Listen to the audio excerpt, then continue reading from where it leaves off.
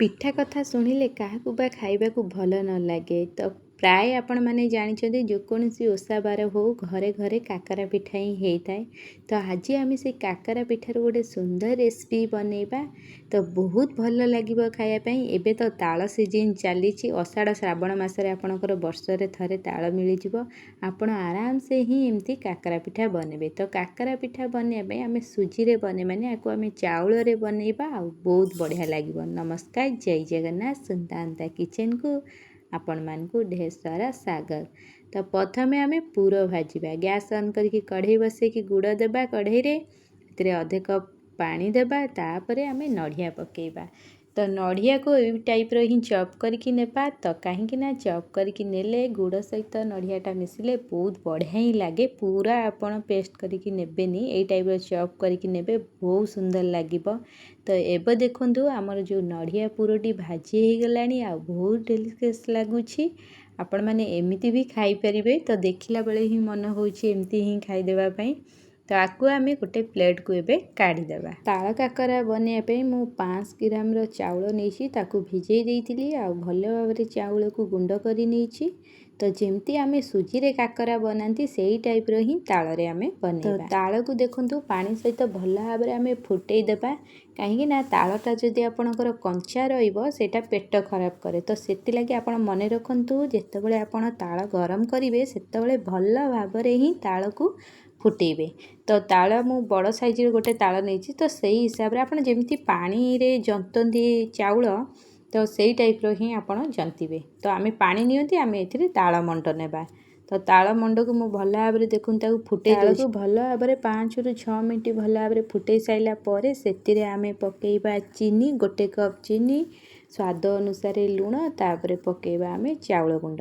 ତ ଚାଉଳ ଗୁଣ୍ଡ ପକେଇକି ଆମେ ଭଲ ଭାବରେ ତାକୁ ଜନ୍ତିବା, ଯେମିତି ଆମେ ନର୍ମାଲି ଜନ୍ତନ୍ତି ସେଇ ଟାଇପ୍ର ହିଁ ଜନ୍ତିବା। ଫ୍ଲେଭର୍ ପାଇଁ ଆପଣ ଏଥିରେ ଜୁଆଣି ବି ନେଇପାରିବେ, ପାନ ମଧୁରୀ ବି ନେଇପାରିବେ। ମୁଁ ସେଥିରେ 1 ଚାମଚ ଜୁଆଣି ନେଇଛି, କାହିଁକିନା ଯେଉଁ ତାଳଟା ପେଟ ଗରମ କରିବ ସେଥିଲାଗି ମୁଁ ଏଥିରେ ଜୁଆଣି ନେଇଛି। ଆପଣ ଚାହିଁଲେ ସ୍କିପ୍ କରିପାରିବେ। ଜୁଆଣିର ଫ୍ଲେଭର୍ ଟିକେ ବହୁତ ବଢ଼ିଆ ହିଁ ଥାଏ। ତା'ର ବାସ୍ନାଟା ଆମର ଯେମିତି ତାଳର ଫ୍ଲେଭର୍, ତ ଜୁଆଣିର ବାସ୍ନା ହିଁ ବହୁତ ବଢ଼ିଆ ଲାଗେ।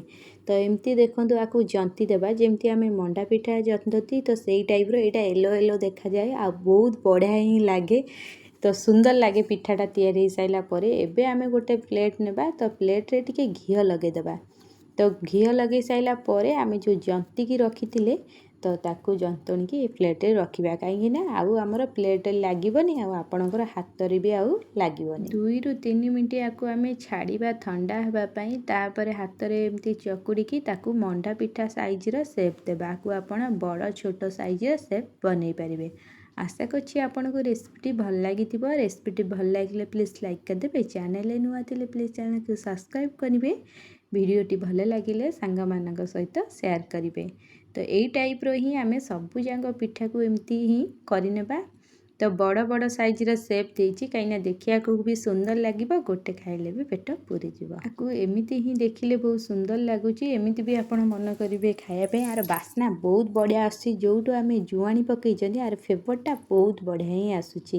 ଏବେ ଦେଖନ୍ତୁ ସବୁଯାକ ପିଠା ମୁଁ ଗଢ଼ି ଦେଇଛି। ତାପରେ ଆମେ ଗ୍ୟାସ୍ ଅନ୍ କରିକି କଢ଼େଇ ବସେଇ ନେବା। କଢ଼େଇକୁ ଭଲ ଭାବରେ ଗରମ କରିବା। ତାପରେ ଆମେ ସେଥିରେ ରିଫାଇନ୍ ଅଏଲ୍ ନେବା। ତେଲକୁ ଆମେ ଭଲ ଭାବରେ ଗରମ କରିବାକୁ ଛାଡ଼ିବା। ତେଲ ଆମର ଭଲ ଭାବରେ ଗରମ ହେଇସାରିଲା ପରେ ତାପରେ ଯାଇକି ଆମେ ପିଠା ଗୁଡ଼ିକକୁ ଦେବା। 3ରୁ 4 ମିନିଟ୍ ହେଇସାରିଲାଣି। ତେଲ ଆମର ଦେଖନ୍ତୁ ଗରମ ହେଇଯାଇଛି। ଏବେ ଆମେ ପିଠା ଗୁଡ଼ିକକୁ ଦେବା।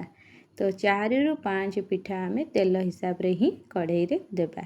ଆକୁ ଲୋ ଟୁ ସିମ୍ ଆଞ୍ଚରେ ହିଁ ଆମେ ଗ୍ୟାସ୍କୁ ରଖିବା। କାହିଁକିନା ହାଇରେ ରଖିବାନି, ପିଠା ଆମର କଞ୍ଚା ଭିତରେ ରହିବ ଆଉ ଉପର ପୋଡ଼ିଯିବ। ଗ୍ୟାସ୍କୁ ଆମେ ଲୋ ଆଞ୍ଚରେ ରଖିକି ପିଠାକୁ ଭଲ ଭାବରେ ହିଁ ଛାଣିବା। ତ ପିଠା ଗୁଡ଼ିକ 4ରୁ 5 ମିନିଟ୍ ହେଇଗଲାଣି। ଆମେ ଏବେ ଗୋଟେ ସାଇଡ଼୍କୁ ନୋଟେଇ ଦେବା। ପିଠାର ବାସ୍ନା ବହୁତ ବଢ଼ିଆ ହିଁ ଆସୁଛି। ଆପଣମାନେ ଏଇ ରେସିପିଟି ନିହାତି ଥରେ ଟ୍ରାଏ କରନ୍ତୁ। ଆପଣ ବାର ବାର ହିଁ କହିବେ ଏଇ ଟାଇପ୍ର ହିଁ ଆମେ ବନେଇକି ଖାଇବୁ, ଆଉ କାକରା ପିଠାର ଆଉ କୌଣସି ରେସିପି ଖାଇବେନି। ତ ତାଳରେ କାକରା ପିଠା ତ ବହୁତ ବଢ଼ିଆ ଲାଗେ ଚୁନାରେ, କାହିଁକିନା ସୁଜି ଠାରୁ ଚୁନାଟା ଟିକେ ଟାଣ ରହିଥାଏ ଆଉ ବହୁତ ଭଲ ଲାଗେ।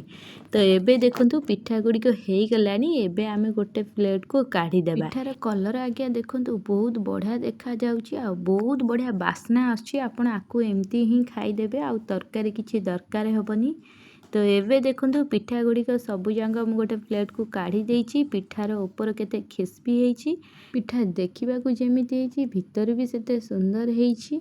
तो आजिर रेसिपी आपण मानकु केमिति लागिला निहाती कमेंट रे जणेबे। आज पई एतिकी देखा बा गोटे न्यू रेसिपी रे। Thank you for watching. जय जगन्नाथ। राधे राधे।